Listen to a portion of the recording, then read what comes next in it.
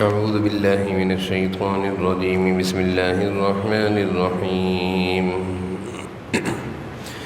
واتل عليهم نبأ نوح إذ قال لقومه يا قوم إن كان كبر عليكم مقامي وتذكيري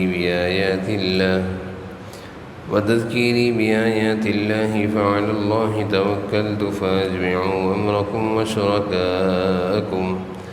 وشركاءكم ثم لا يكن أمركم عليكم غمة ثم قضوا إلي ولا تنذرون فإن توليتم فما سألتكم من أجر إن أجري إلا على الله وأمرت أن أكون من المسلمين فكذبوه فنجيناه ومن معه في الفلك وجعلناهم خلائف وأغرقنا الذين كذبوا بآياتنا فانظر كيف كان عاقبة المنذرين ثم بعثنا من بعده رسلا إلى قومهم فجاءوهم بالبينات فما كانوا ليؤمنوا بما كذبوا به من قبل كذلك نطبع على قلوب المعتدين۔ سورہ یونس کی آیت نمبر 71 سے 74 تک کی تلاوت ہوئی ہے۔ آیت نمبر 71 میں حضرت نوح علیہ السلام جو کہ اپنی قوم کو دعوت دین دے رہے ہیں اور قوم کو ان کا دعوت دین دینا اور اللہ کی آیتوں کا بیان کرنا، آخرت کے مضامین کو بیان کرنا بھاری معلوم ہونے لگا، برا لگنے لگا۔ قوم کے لوگوں کو حضرت نوح علیہ السلام کی یہ دعوت دین، دعوت و تبلیغ، اللہ کا تعارف، آخرت کی فکر، یہ باتیں قوم کو بری معلوم لگنے لگیں۔ جیسے کہ آج کل ہمارے معاشرے میں بہت سارے لوگوں کو جب قرآن و حدیث کی یا آخرت کی یا قبر کی باتیں کی جائیں تو بوجھ معلوم ہوتا ہے۔ اسی طرح اس کو عربی زبان میں کہتے ہیں ان کان کبر علیکم مقامی، اگر میری باتیں اور میں تمہیں بوجھ معلوم ہو رہا ہوں۔ تو حضرت نوح علیہ السلام نے بھی اپنی قوم سے یہ کہا تو کہا کہ فعلی اللہ توکلت، میں تو اپنے اللہ پر بھروسہ کرتا ہوں اور تم مجھے اس کام سے روکنے کے لیے جو بھی کوشش کر سکتے ہو سو وہ سارے کام کر لو، میرے خلاف جو بھی سازش کرنی ہے، جو بھی تدبیر کرنی ہے، کسی بھی طرح اس میں کمی نہ کرو، لیکن ایک بات یاد رکھو کہ میں اپنے کام سے رکنے والا نہیں ہوں۔ یعنی اللہ تعالیٰ نے جو کام میرے ذمہ لگایا ہے، دعوت دین کا تعارف، آخرت کی فکر، بت پرستی جس میں تم لوگ مبتلا ہو اس کی تردید، اس سے روکنا، اللہ وحدہ لا شریک اس کی عبادت کی طرف لے کر آنا، یہ میرا کام ہے۔ اس کام سے تم روکنے کے لیے جو کچھ کر سکتے ہو کر لو، لیکن میں اس کام سے رکنے والا نہیں ہوں۔ یہ بہت بڑی بات ہے حضرت نوح علیہ السلام نے اپنی قوم کے سامنے کہی، ایک طرف ساری قوم، ایک طرف اکیلے نبی، لیکن اللہ تعالیٰ اپنے نبی کے دل میں اس قدر اعتماد اور اس قدر اللہ تعالیٰ مضبوطی پیدا کر دیتے ہیں کہ وہ ساری قوم سے نڈر ہو کر، یعنی مضبوطی اور خوب اعتماد کے ساتھ اللہ پر بھروسہ کرتے ہوئے سب کو یہ کہہ دیا کہ میں کسی بھی طرح تمہاری بات ماننے والا نہیں ہوں۔ اسی طرح کا ایک واقعہ حضور صلی اللہ علیہ وسلم کی سیرت میں بھی آتا ہے۔ مشرکین مکہ چچا ابو طالب کے پاس آئے اور کہا کہ اپنے بھتیجے کو دین کی دعوت سے روکو۔ حضور صلی اللہ علیہ وسلم نے کہا سارے سرداروں کے سامنے، مکہ کے بڑے بڑے سردار، کہ تم ایک ہاتھ میں سورج رکھ دو اور ایک ہاتھ میں چاند رکھ دو، تب بھی میں دین کی دعوت چھوڑنے والا نہیں ہوں۔ آیت نمبر 72 حضرت نوح علیہ السلام نے مزید یہ کہا کہ تم اگر میری بات نہیں مانتے تو نہ مانو، میں تو اپنا کام کرتا رہوں گا، اور ایک بات یاد رکھو، میں جو دین کا کام کر رہا ہوں اس پر میں تم سے کوئی پیسے نہیں مانگ رہا، کوئی معاوضہ نہیں مانگ رہا، کوئی تمہارا مجھ پر احسان نہیں ہے، میری اجرت ان اجریہ، میری اجرت تو اللہ کے ذمے ہے، میرا معاوضہ وہ تو اللہ کے ذمے ہے، اور میرا اللہ میری ضرورتوں کو پورا کرے گا، میں تم سے اپنی ضرورتوں کے لیے ہاتھ نہیں پھیلاتا۔ آیت نمبر 73 میں اللہ تعالیٰ فرما رہے ہیں فَكَذَّبُوهُ فَنَجَّيْنَاهُ، چنانچہ قوم نوح نے حضرت نوح علیہ السلام کی بات کو نہیں مانا، ان کو جھٹلایا، فَكَذَّبُوهُ جھٹلایا۔ تو جھٹلانے کا، اللہ کے نبی کی دعوت کو قبول نہ کرنے کا، دین سے بغاوت کا نتیجہ کیا ہوا کہ اللہ تعالیٰ نے ان سب کو غرق کر دیا، اور حضرت نوح علیہ السلام اور ان کے ساتھ جو ان پر ایمان لائے ان کو اللہ تعالیٰ نے ایک کشتی کے ذریعے طوفان نوح سے بچا لیا۔ طوفان نوح آیا، سب غرق ہوئے، حضرت نوح علیہ السلام اور ان کے ساتھ اللہ پر ایمان لانے والے کشتی میں سوار ہوئے، اور اللہ تعالیٰ نے ان سب کو بچا لیا۔ اللہ تعالیٰ فرما رہے ہیں فانظر، دیکھو اللہ تعالیٰ نے کیسا انجام کیا ان کا۔ آیت نمبر 74 میں اللہ تعالیٰ فرما رہے ہیں قوم نوح کو ہم نے ہلاک کر دیا، اس کے بعد جو دوسری قومیں آباد ہوئیں، دوسرے لوگ آباد ہوئے، ہم نے ان کے پاس پے در پہ اپنے نبیوں کو بھیجا، اللہ کی طرف سے سمجھانے والے آتے رہے، لیکن انہوں نے بھی نبیوں کی بات نہ مانی بلکہ ان کو جھٹلاتے رہے۔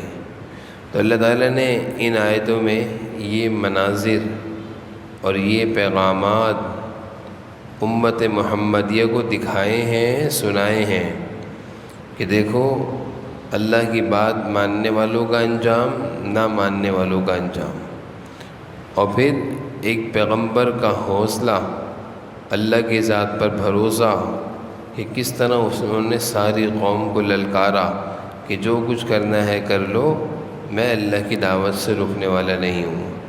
جیسے کوئی شخص سارے گھر والے اس کو نماز سے، دینداری سے، اچھے کاموں سے روک رہے ہوں، اور وہ یہ کہے کہ میں ان چیزوں کو نہیں چھوڑ سکتا، میں اللہ کے حکموں کے خلاف ورزی نہیں کر سکتا، میں اللہ کے احکامات کو پورا اپنے اوپر کرنا لازم سمجھتا ہوں۔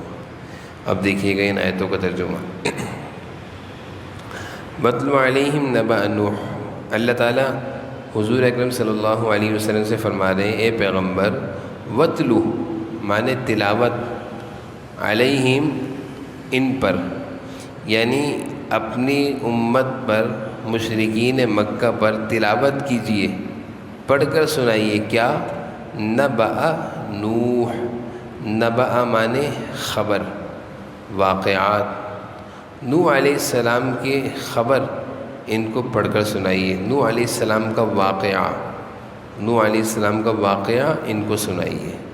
وَاتْلُ معنی تلاوت، اے پیغمبر اللہ تعالیٰ فرما رہے ہیں اے محمد صلی اللہ علیہ وسلم، وَاتْلُ ان کو پڑھ کر سنائیے، نبأ نوح، نوح علیہ السلام کا واقعہ، یعنی حضور صلی اللہ علیہ وسلم کو اللہ تعالیٰ فرما رہے ہیں کہ حضرت نوح علیہ السلام کا جو واقعہ ہے نا، اپنی امت کو بھی سنائیے، مشرکین مکہ کو بھی سنائیے کہ ان کا کیا حال ہوا، ان کی قوم کا کیا حال ہوا۔ اب دیکھیں واقعہ کیا ہے۔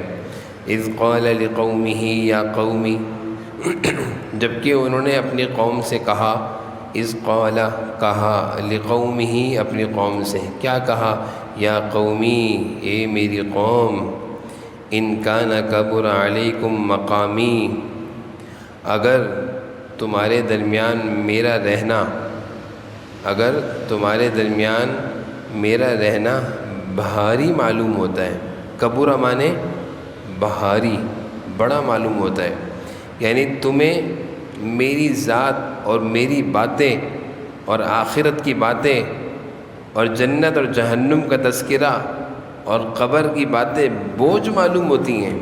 ان کا حضرت نوح علیہ السلام اپنی قوم سے کہہ رہے ہیں ان کان کبر علیکم مقامی، مقامی معنی ہوتا ہے میرا رہنا، مقامی میرا رہنا، لکھنا چاہیں لکھیں، مقامی میرا رہنا، کبرا بڑا معلوم ہوتا ہے، بوجھ معلوم ہوتا ہے، پریشانی ہوتی ہے میری باتوں سے، میرے رہنے سے، وتذکیری بآیات اللہ، اور میں جو اللہ کی آیتیں تذکیری تذکرہ کرتا ہوں، تذکیری معنی تذکرہ، یعنی جو میں اللہ کی آیتوں کا بہت زیادہ تذکرہ کرتا ہوں، بتاتا ہوں، اللہ کی آیتوں کو پڑھ پڑھ کر سناتا ہوں، یہ سب تمہیں کیا معلوم ہوتا ہے؟ کبرا بوجھ معلوم ہوتا ہے، تو سن لو، فعلی اللہ توکلت، کیا ترجمہ ہوا؟ میں اللہ پر توکل اور بھروسہ کرتا ہوں، اور اللہ پر بھروسہ کرتے ہوئے تم سے کہتا ہوں فَأَجْمِعُوا أَمْرَكُمْ وَشُرَكَاءَكُمْ، فَأَجْمِعُوا أَمْرَكُمْ، تم اپنے شریکوں کو ساتھ ملا کر میرے خلاف تدبیر خوب پختہ کرو، فَأَجْمِعُوا معنی جمع کر لو، کس کو؟ شرکاءکم، اپنے شریکوں کو، اپنے دوستوں کو، سب کو جمع کر لو، کس کام کے لیے؟ میرے خلاف تدبیریں کرنے کے لیے، اور کیا کہا؟ ثم لا یکن امرکم علیکم غمہ، پھر جو تدبیر تم کرو تو تمہارے دل میں کسی گھٹن کا باعث نہ بنے، علیکم غمہ مانے گھٹن، یعنی جو کرنا ہے کر لو، بعد میں افسوس نہیں کرنا کہ ہم نے یہ کیوں نہ کیا، اس کا مفہوم یہ ہوا، ثم لا یکن امرکم، پھر جو تدبیر کرو، امرکم مانے جو تدبیر تم نے کرنی ہے کرو، علیکم غمہ، تم پر بوجھ نہ بنے، یعنی تمہارے لیے گھٹن کا باعث نہ بنے کہ ہم نے یہ کیوں نہ کر لیا، ثم قضوا، پھر میرے خلاف جو فیصلہ کرنا ہے کرو، ولا تنظرون، اور مجھے مہلت بھی نہ دو، اور مجھے مہلت بھی نہ دو۔ اس آیت کا مفہوم میں دوبارہ عرض کروں، حضرت نوح علیہ السلام اپنی قوم سے کہہ رہے ہیں کہ میری باتیں اور میرا رہنا اور اللہ کی باتیں تمہیں بوجھ معلوم ہو رہی ہیں نا، یہ سن لو، میں تو اس کام سے رکنے والا نہیں ہوں، فعلی اللہ توکلت، میں تو اپنے اللہ پر بھروسہ کرتا ہوں، اور تمہیں جو میرے خلاف سازشیں کرنی ہے نا، فاجمعوا، تم سب جمع ہو جاؤ، وشرکاءکم، اور اپنے دوستوں کو بھی جمع کر لو، اور ثم لا یکن امرکم علیکم غمہ، پھر کوئی بات ایسی نہ رہ جائے کہ بعد میں تمہیں افسوس ہو، غمہ مانے گھٹن ہو کہ ہم ان کے خلاف یہ بھی کر لیتے ہیں، جیسے انسان ہے نا، بعد میں کہتا ہے یار میں نے یہ کیوں نہ کیا، اس تمہیں کسی چیز پر گھٹن بھی نہ ہو، غمہ مانے گھٹن اور افسوس بھی نہ ہو، اور ثم اغزو، پھر جو میرے خلاف کرنا ہے کر لو، ولا تنظرون، اور مجھے مہلت بھی نہ دو۔ یہ حضرت نوح علیہ السلام کا اپنی قوم کے سامنے کھلا اعلان ہے کہ سن لو، جو سازش کرنی ہے کر لو، لیکن ایک بات یاد رکھو، جو کام اللہ نے میرے ذمہ لگایا ہے، جو کام میں کر رہا ہوں، اس کام سے میں رکنے والا نہیں ہوں۔ ثم انظروا مانے ثم اغزوا، جو کرنا ہے کر لو، جو فیصلہ کرنا ہے میرے خلاف کر لو، ثم اغزوا مانے ہوتا ہے فیصلہ، یعنی میرے خلاف جو ارادہ کیا نا کرنے کا وہ کر لو، ولا تنظرون، اور مہلت بھی نہ دو۔ تو حضرت نوح علیہ السلام کہہ رہے ہیں یہ سب کچھ کر لو، لیکن ایک بات یاد رکھو، میں اللہ کے پیغام جو مجھے دیا ہے میں اس سے رکنے والا نہیں ہوں۔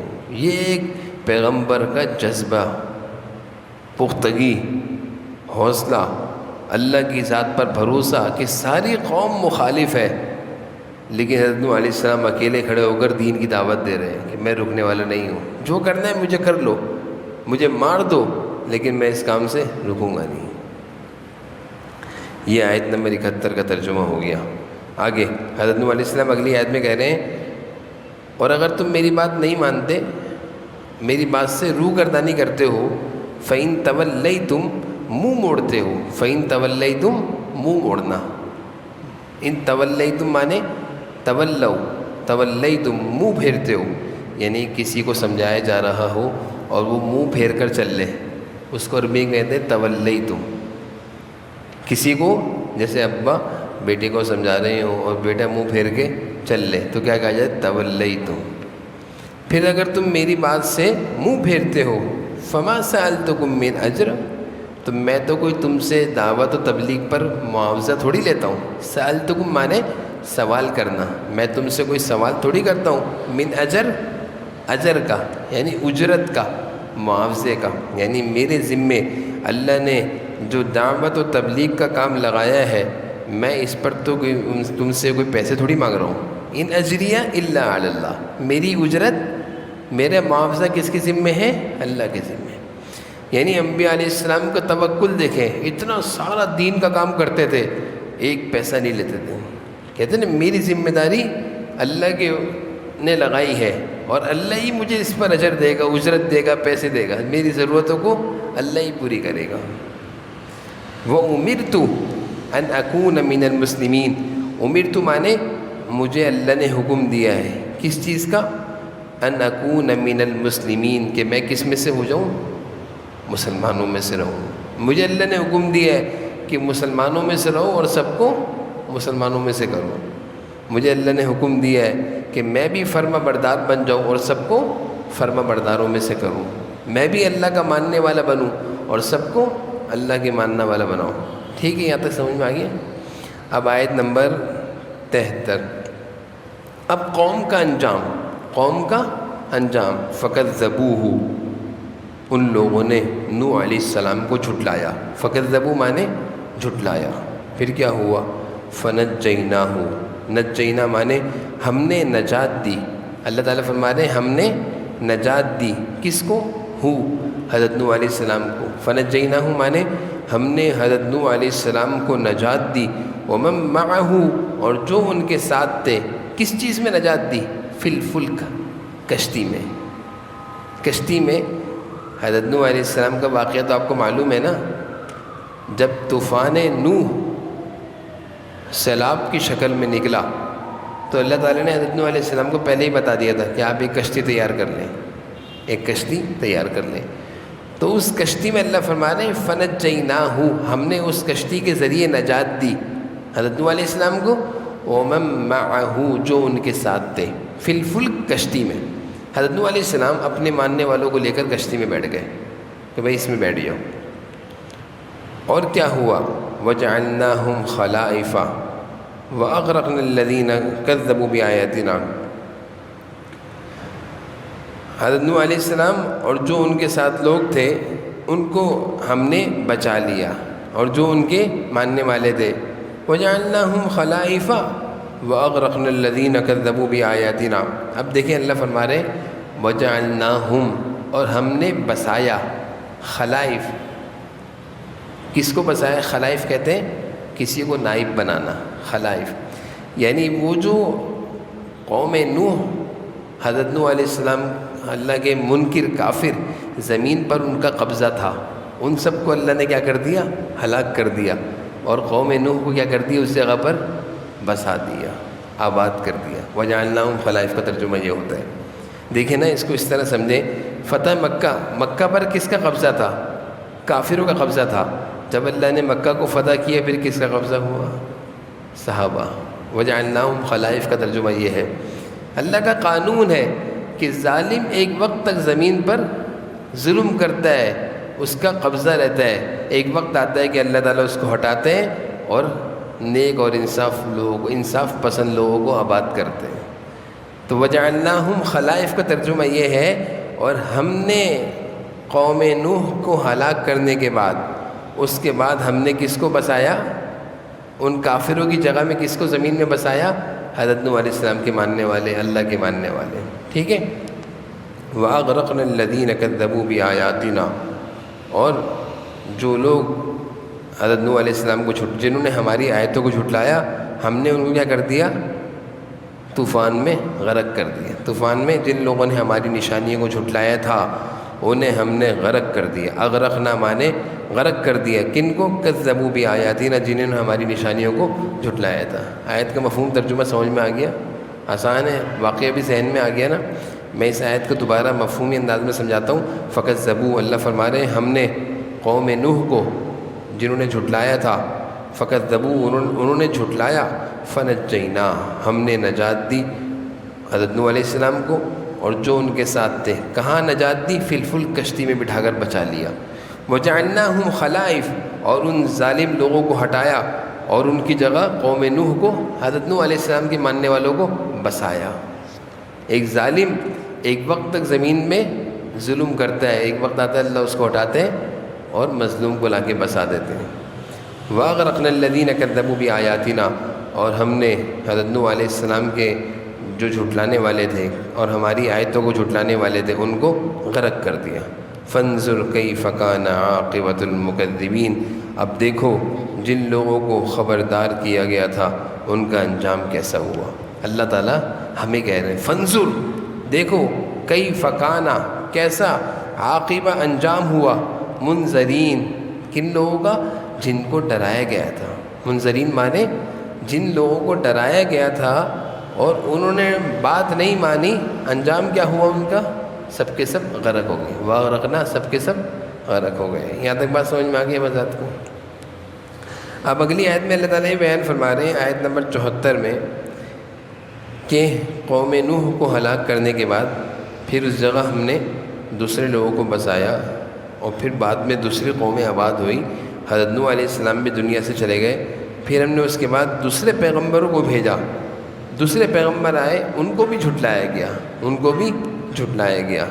ثم بعثنا من بعدہ، بعثنا مانے بھیجا، من بعدہ حضرت نوح علیہ السلام کے بعد، رسولاً اور رسولوں کو، الی قومہم ان قوموں کی طرف، فجاؤہم بس وہ پیغمبر آئے، بالبینات واضح دلائل لے کر، فما کانوا لیؤمنوا وہ لوگ ایمان لانے والے نہیں تھے، وہ لوگ ایمان لانے والے نہیں تھے اور انہوں نے اس سے پہلے بھی جھٹلایا تھا۔ بما کذبوا بہ من قبل، اور لیکن ان لوگوں نے جس بات کو پہلی بار جھٹلایا تھا اسے مان کر نہیں دیا، یعنی ایمان لانے والے نہیں تھے۔